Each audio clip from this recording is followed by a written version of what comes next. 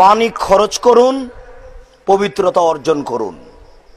পানি নেই, tissue paper ঢেল দিয়ে পবিত্রতা অর্জন করুন।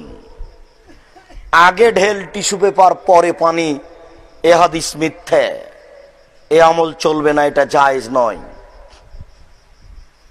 ঢেল নিয়ে 40 কদম হাঁটতে হবে, এটা বেহায়াই।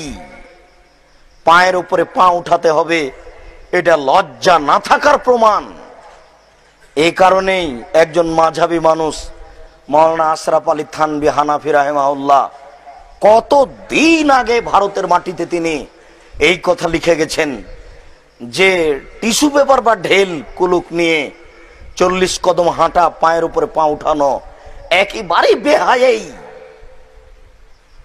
আপনি ওখানে ঢেল নিয়ে অপেক্ষা করুন, তারপরে উঠে আসেন।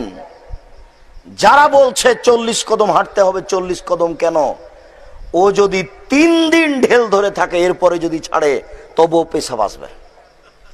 তার মানে ওইটা তার নিয়ম হয়ে গেছে, তার একটা বিবেক ওই গতিতে চলে এসেছে। আরেকটা জিনিস, পবিত্রতা অর্জন করার জন্য তাকে ঢেল ধরা লাগে, তার বউকে ধরা লাগে না? ও শুধু ওই একাই পবিত্রতা অর্জন করবে, মহিলাকে পবিত্রতা অর্জন করা লাগবে না? ও যে ঢেল ধরা জরুরি মনে করছে, তো তাদের মহিলারা কেন ঢেল ধরে না? তার মানে এটা একটা রূপক কথা, এটা একটা মিথ্যা কথা।